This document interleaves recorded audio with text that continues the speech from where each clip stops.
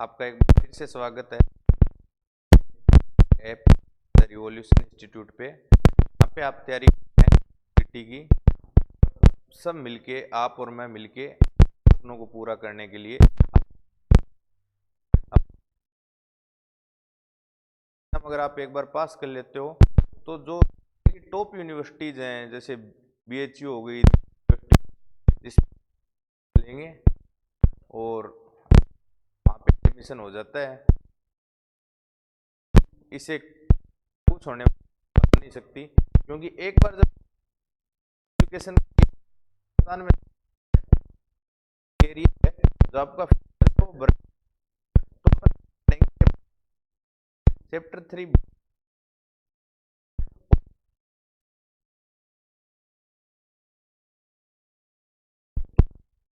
से जो भी क्वेश्चन और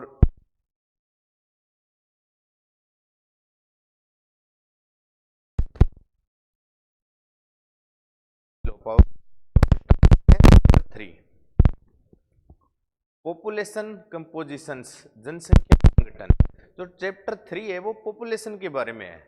तो लिटरेसी रेट क्या होती है, दर क्या होती है, क्या होता है, और मैं आपसे उम्मीद रखता हूँ कि ये सब चीजें आपको पता होंगी। अगर आपको कुछ क्वेश्चंस हैं तो वो एक बार तो आप दूर हो जाएंगे। देखते हैं इसमें जो सबसे पहले देखा है सेक्स रेशियो, लिंग अनुपात। लिंग अनुपात किसे कहते हैं? जैसे अगर आपसे कोई पूछ ले कि भारत का लिंग अनुपात कितना है, 943। लिंगानुपात का मतलब ये है कि 1000 पुरुष पे कितनी महिलाएं हैं। तो 1000 पुरुष पे अपने कितनी महिलाएं हैं? 943। तो ये हो गया भारत का लिंगानुपात। ओके, लेकिन जब अपन वर्ल्ड लेवल पे बात करते हैं तो उसमें जो फॉर्मूला यूज होता है वो होता है males population divided by female population into 1000। Okay, मतलब 1000 महिलाओं पे कितने पुरुष हैं उसको अपन बोलते हैं सेक्स रेशियो। क्योंकि जो वेस्टर्न कंट्रीज हैं वहां पे फीमेल्स की यानी कि महिलाओं की पॉपुलेशन ज्यादा है, इसलिए ये फॉर्मूला यूज होता है। और जो अपने इंडिया है और बाकी जो विकासशील देश हैं, चाइना हो गया, इनमें जो यूज होता है जो फॉर्मूला वो है फीमेल पॉपुलेशन बटे मेल पॉपुलेशन इनटू 1000। तो आपको घबराना नहीं है, ये दोनों डेफिनेशन ही राइट है। ठीक है, आप इसको जैसे भी मेजर करना चाहो मेजर कर सकते हो, लेकिन अपन जब वर्ल्ड ज्योग्राफी पढ़ रहे हैं तो उसमें अपन ये डेफिनेशन यूज लेंगे कि 1000 महिलाओं पे कितने पुरुष हैं। ठीक है, तो सेक्स रेशियो क्या है? 1000 महिलाओं पे कितने पुरुष हैं उसको अपन क्या बोलते हैं? Sex ratio. ओके, अपन आगे बढ़ते हैं। तो यहाँ पे कुछ आपको दिख रहे हैं कि कुछ फैक्ट्स हैं, क्योंकि सीयूईटी एग्जाम जो कि एक ऑब्जेक्टिव एग्जाम है और इस एग्जाम में क्या है आपसे ज्यादातर फैक्ट्स भी पूछे जाते हैं। तो अपने को फैक्ट्स अपन इग्नोर नहीं कर सकते, अपने को फैक्ट्स देखने ही पड़ेंगे। और एक बार जब अपन इन फैक्ट्स को देख लेंगे, जब एक बार अपन इनको याद कर लेंगे और फिर यहाँ से अगर डायरेक्ट क्वेश्चन आएगा एग्जाम में तो अपन उस क्वेश्चन को हल कर पाएंगे। ठीक है, तो जो पहली चीज है इसमें, world sex ratio is 102 males पर 100 फीमेल्स, 102 मेल्स पर 100 फीमेल्स, मतलब 100 महिलाओं पे 102 पुरुष हैं। जो पहला फैक्ट है वर्ल्ड सेक्स रेशियो के बारे में, जो वर्ल्ड का लिंगानुपात है, जो विश्व का लिंगानुपात है वो है 102 मेल्स पर 100 फीमेल्स। अगर अपन इसको हजार में काउंट करेंगे तो ये हो जाएगा 1020 मेल्स पर 1000 फीमेल्स। Okay, clear. नेक्स्ट है जो हाईएस्ट सेक्स रेशियो है वो है लेटविया में 85 मेल्स पर 100 फीमेल्स। समझ में आया कि लेटविया एक कंट्री है जिसका सेक्स रेशियो सबसे ज्यादा है, क्योंकि वहां पे महिलाओं की जनसंख्या प्रतिशत में अगर अपन देखते हैं तो सबसे ज्यादा कहां पे है? वो है लेटविया में। यहाँ पे 85 पुरुष हैं 100 महिलाओं पे। वही बात अगर अपन इसको हजार में देखेंगे तो अगर लेटविया में 1000 महिलाएं हैं तो मात्र 850 पुरुष हैं। ठीक है, फिर देखते हैं अपन लोवेस्ट सेक्स रेशियो, मतलब जो सबसे कम लिंगानुपात है वो कहाँ पे है, तो वो है कतर में। कतर एक देश है जो कि एशिया महाद्वीप में, ठीक है। यहाँ पे 311 मेल्स हैं पर 100 फीमेल्स, मतलब 100 महिलाओं पे 311 पुरुष हैं। मतलब अगर अपन इसको 1000 में कन्वर्ट करें तो अगर कतर में 1000 महिलाएं हैं तो 3110 पुरुष हैं, समझ गए। तो अपने तीन चीजें याद रखनी है। वर्ल्ड का सेक्स रेशियो कितना है, अगर पर 100 पे पूछा जाए तो 102, और अगर 1000 पे पूछा जाए तो 1020। ओके। दूसरा हाईएस्ट सेक्स रेशियो कहाँ का है, लेटविया का है। तीसरा सबसे कम सेक्स रेशियो कहाँ का है, वो है कतर का, ठीक है। अब अपन आगे बढ़ते हैं।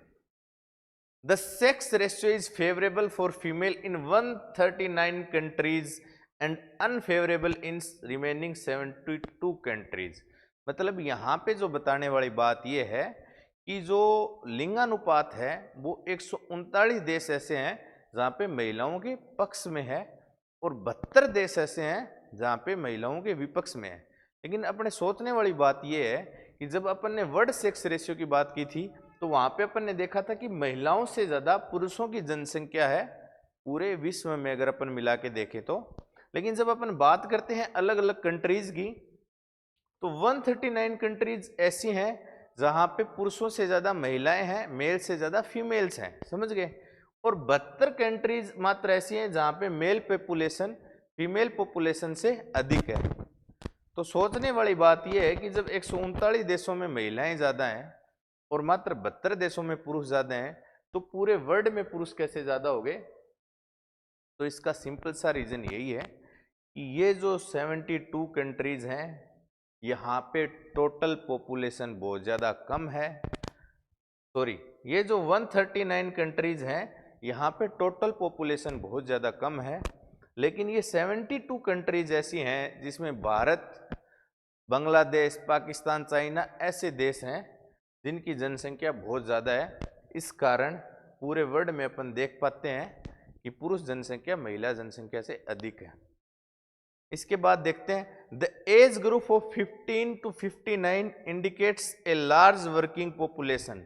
अगर आपसे एग्जाम में क्वेश्चन पूछ लिया जाए कि कार्यशील जनसंख्या कौन सी उम्र से लेकर कौन सी उम्र तक होती है, या फिर इंग्लिश वाले बच्चों को पूछ लिया जाए कि वर्किंग पॉपुलेशन किस एज से किस एज तक होती है, उसका आंसर होगा 15 to 59। ये क्वेश्चन है आपके CUET के एग्जाम में पहले भी आ चुका है, तो एक बार दोबारा भी पूछा जा सकता है। यहाँ 1559 की जगह 1564 दे दिया जाए या फिर 1459 दे दिया जाए, तो आपको ध्यान रखना है 15 और 59। अपन आगे बढ़ते हैं, ठीक है। एज सेक्स पिरामिड, आयु लिंग पिरामिड। तो जैसा कि अपने देखते हैं कि अगर अपन सिर्फ नाम को एनालिसिस कर लें तो अपने को बहुत ज़्यादा इंफॉर्मेशन कलेक्ट हो जाती है। एज यानी कि उम्र, सेक्स यानी कि पुरुष महिलाएं आदि की सेक्स क्या है। तो अपन देखते हैं एज सेक्स में कि एज और सेक्स का जो पिरामिड बनता है वो मोस्टली 3 टाइप के पिरामिड बनते हैं, ठीक है। तीनों की अपनी अपनी विशेषताएं होती हैं, और जब एक बार अपन तीनों पिरामिड को देख लेंगे जहाँ से अक्सर क्वेश्चंस पूछे जाते हैं, ये टॉपिक ऐसा है जहाँ से यूपीएससी तक में क्वेश्चन पूछे गए हैं, तो एक बार अगर आप इसको अच्छे से समझ लोगे तो ये एक ऐसा टॉपिक है जो आपके लाइफ टाइम तक काम आएगा, क्योंकि जो पीछे अपन डाटा देख रहे थे वो टाइम टू टाइम चेंज होते रहते हैं, ठीक है। लेकिन ये चीज़ें ऐसी हैं जो आपको कॉन्स्टेंटली आपके यूज आएंगी। तो अपन देखते हैं, it is use to show the age sex structure of the population. मतलब जो जनसंख्या है उसका आयु और लिंग स्ट्रक्चर बताने के लिए एज सेक्स पिरामिड का यूज किया जाता है। और जो इसमें आपको याद रखने वाली बात यह है कि जो लेफ्ट साइड होगी वो होगी मेल के लिए और जो राइट साइड होगी वो होगी फीमेल के लिए। लेफ्ट साइड होगी मेल के लिए और राइट साइड होगी फीमेल के लिए। यहाँ से भी आपसे क्वेश्चन पूछ सकते हैं, तो आपको याद रखना है लेफ्ट यानी मेल, राइट यानी फीमेल। जैसे अब आप इसमें देख रहे हो ये लेफ्ट साइड है, यहाँ मेल है, ये राइट साइड है, यहाँ फीमेल है। ठीक है, जो इसमें 3 टाइप के पिरामिड बनेंगे, तो अपन फर्स्टली जो पहला पिरामिड है एक्सपेंडिंग पॉपुलेशन, विस्तारित होती जनसंख्या, तो उसके बारे में अपन देखते हैं कि उसमें क्या क्या खूबियां हैं, क्या क्या उसकी विशेषताएं हैं, तो वो अपन एक बार देख लेते हैं। Triangular shaped pyramid, triangular shaped मतलब समझ गए, त्रिभुजाकार आकृति का पिरामिड होता है ये। फर्स्ट जो चीज अपने को नोट करने वाली वो है ट्रेंगुलर शेप्ड। ओके, सेकंड है विथ ए वाइड बेस, मतलब इसका जो बेस होगा वो चौड़ा होगा, जैसे कि ये इसका एक एग्जाम्पल है। तो आप देख रहे हैं ये इसका बेस है, ठीक है, ये इसका बेस है, तो इसका बेस क्या है, अधिक चौड़ा है। इसका मतलब क्या है, जो छोटी उम्र है, जो छोटी एज है, वहां पे पॉपुलेशन क्या होती है, ज्यादा होती है। क्यों ज्यादा होती है, क्योंकि जन्म दर ज्यादा है, बर्थ रेट ज्यादा है। तो ये पिरामिड अपने आप में अपनी कहानी बता रहा है कि इसकी जो छोटी एज है वहां पे क्या है, पॉपुलेशन ज्यादा है, क्योंकि इसका रीजन क्या है, क्योंकि वहां पे बर्थ रेट ज्यादा है। और जब अपन इसको अपन ये देख रहे हो ना आप, ये ऐसे करके एक ट्रेंगुलर टाइप का बन रहा है, मतलब त्रिभुज टाइप से बन रहा है। लेकिन इसमें एक चीज और होती है कि हाई बर्थ रेट है तो साथ में ही हाई मोर्टेलिटी रेट भी है, मृत्यु दर भी अधिक है, क्योंकि जैसे जैसे आप ऊपर जाते जाओगे जनसंख्या में डिक्लाइन होता जाएगा, जैसे जैसे बड़ी एज में जाते जाओगे जनसंख्या तीव्र गति से घटती जाएगी। ठीक है, तो अपन देख लेते हैं। These have large population in lower age group due to high birth rate. जो अपन नीचे वाले देख रहे हैं, ये देखिए आप 15 से नीचे की एज में देख रहे हैं तो जनसंख्या अधिक है। इसका रीजन सिंपल है, क्योंकि बर्थ रेट ज्यादा है। तो एक्सपेंडिंग पॉपुलेशन, विस्तारित होती जनसंख्या के बारे में अपन ने जो चीजें देखी, इसका जो शेप है वो ट्रेंगुलर होगा, इसका बेस है वो वाइड रेंज होगा, यानी इसका बेस है वो विस्तृत होगा। इसके बाद अपन ने देखा these have large population in lower age group due to high birth rate. तो अगर आपसे एक्सपेंडिंग पॉपुलेशन के बारे में कोई विशेषता दी हो तो ये विशेषताएं हैं, इनको देख के आप इजीली चूज कर सकते हो राइट ऑप्शन को। फिर अपन देखते हैं कांस्टेंट पॉपुलेशन, स्थिर जनसंख्या। ठीक है, पहले में क्या था, जनसंख्या बढ़ रही थी क्योंकि हाई बर्थ रेट था। दूसरे में क्या है, कांस्टेंट पॉपुलेशन यानी कि स्थिर जनसंख्या है। Bell shape and taper toward to top, ठीक है, घंटी के आकार का होता है जो शीर्ष की ओर शुंडाकार होता जाता है। ठीक है, इसको आप देख रहे हैं, ये इसका डायग्राम है। ठीक है, this shows birth and death rates are almost equal.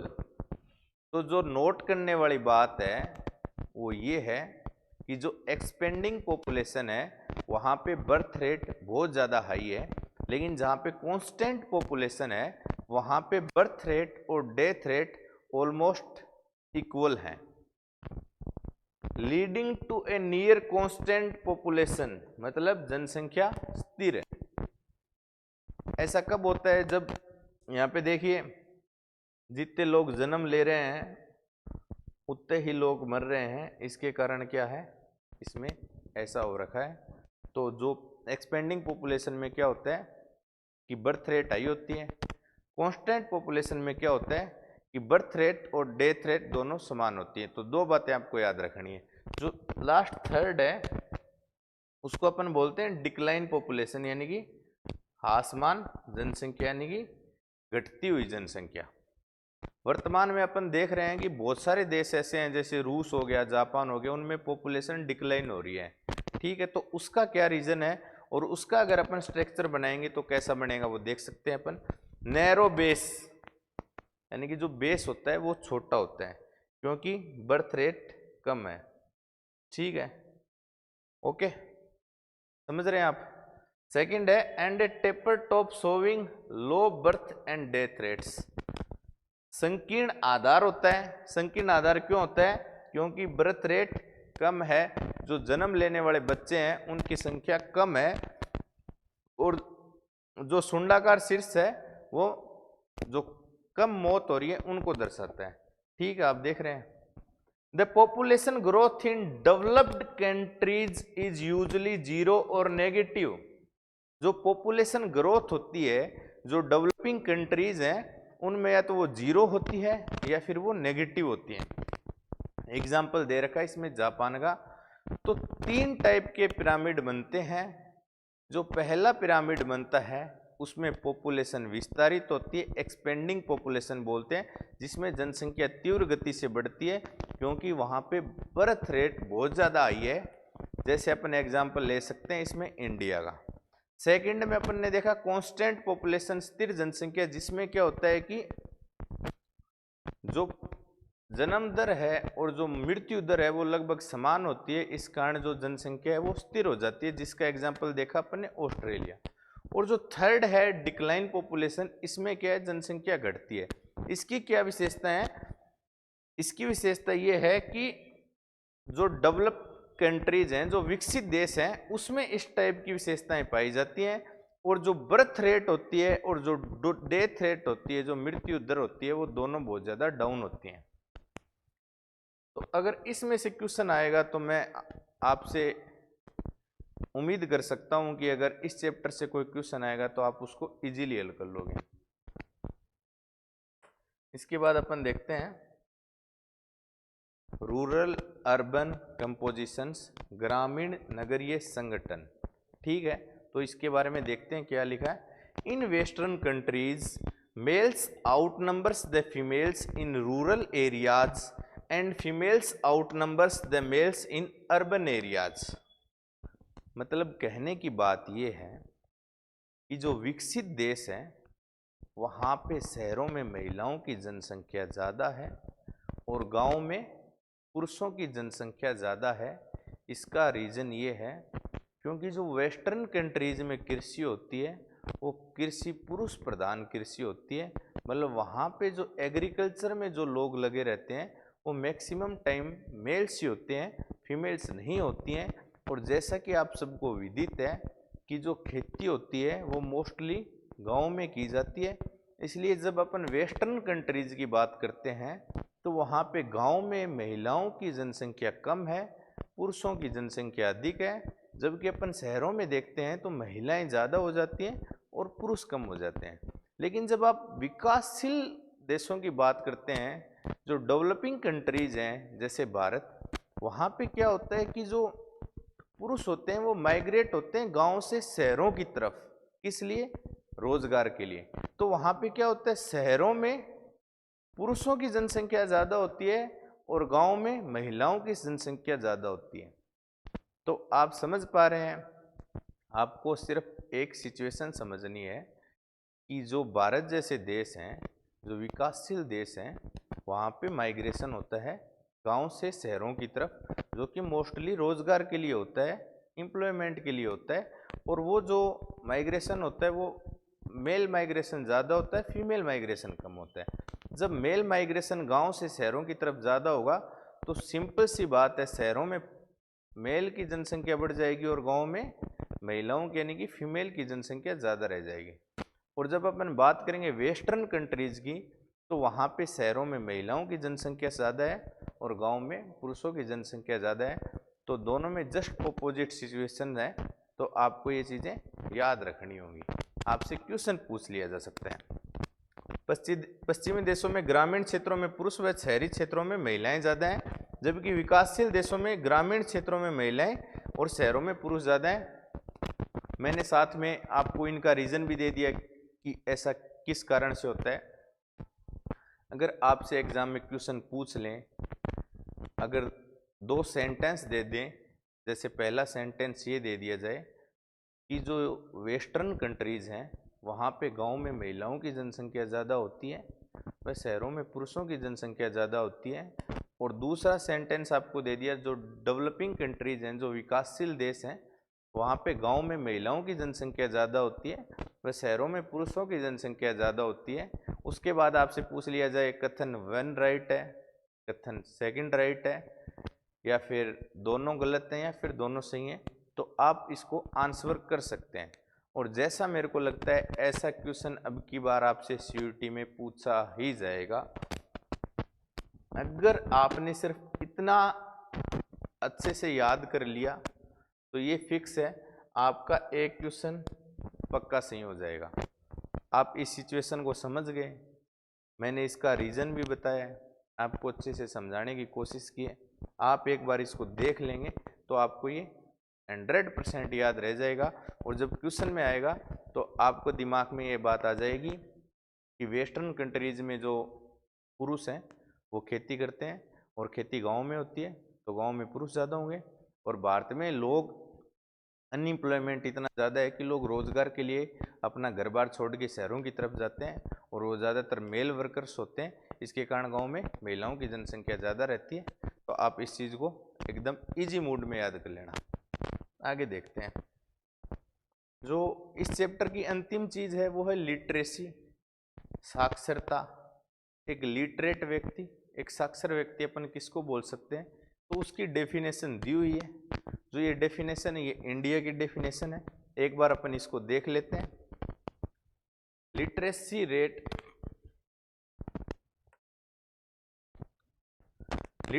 Rate denotes the percentage of population above 7 years. तो इस डेफिनेशन में जो पहली चीज है वो ये है कि 7 वर्ष हो गए से प्लस के, अगर अपन बात करेंगे डेंसिटी की, जैसे पॉपुलेशन डेंसिटी की, उसमें टोटल पॉपुलेशन काउंट होगी। लेकिन जब अपन लिटरेसी रेट की बात करेंगे तो उसमें 7+ एज के जो लोग हैं, जो बच्चे हैं, जो बच्चियां हैं, जो महिलाएं हैं, जो पुरुष हैं, वही काउंट होंगे। तो लिटरेसी रेट की जो फर्स्ट विशेषता है वो ये है कि इसमें जो पॉपुलेशन काउंट होगी वो 7 वर्ष से 7 ईयर से ज़्यादा की होगी। ठीक है, ओके।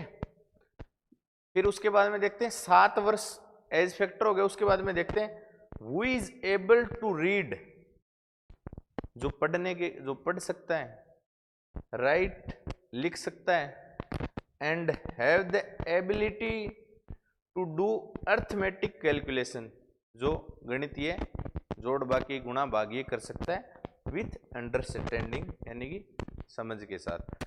तो लिटरेसी रेट का अपन ने देख लिया। Literacy rate denotes the percentage of population above 7 years of age who is able to read, write and have the ability to do arithmetic calculation with understanding. समझ में आ गया कि साक्षरता की डेफिनेशन क्या है। साक्षरता दर किसको कहते हैं, तो 7 वर्ष से बड़ी जनसंख्या का वह भाग जो पढ़ सकता है, जो लिख सकता है, जो समझ सकता है, जो गुणा भाग जोड़ बाकी यानी गणितीय घटनाओं को जोड़ सकता है, गुणा भाग घटा कर सकता है और उनको समझ सकता है, वो एक लिटरेट व्यक्ति है। तो इस टाइप से अपन ने ये चैप्टर पूरा पढ़ लिया है। एक बार अपन इसका जल्दी से रिवीजन करेंगे, क्योंकि रिवीजन करना अच्छा है। आप जितनी बार रिवीजन करोगे उतना ज़्यादा आपका बेस स्ट्रॉन्ग होगा, उतनी ज़्यादा आपकी सीयूईटी एग्ज़ाम पास करने की संभावनाएं बढ़ेंगी, उतने ज़्यादा आप अपने सपनों के पास जा सकते हो। तो एक बार जल्दी से देख लेते हैं। जो पहली चीज़ अपन ने पढ़ी थी वो थी सेक्स रेशियो। तो सेक्स रेशियो क्या आप सबको पता है, 1000 महिलाओं पे पुरुषों की जनसंख्या को अपन सेक्स रेशियो बोलते हैं। उसके बाद कुछ फैक्ट्स अपन ने देखे थे कि वर्ल्ड का जो सेक्स रेशियो वो 102 मेल पर 100 फीमेल्स है। अगर इसको 1000 में कन्वर्ट करना हो तो इसको 10 से मल्टीप्लाई कर देंगे, 1020 आ जाएगा। हाईएस्ट सेक्स रेशियो है लेटविया में 85 मेल्स पर 100 फीमेल्स।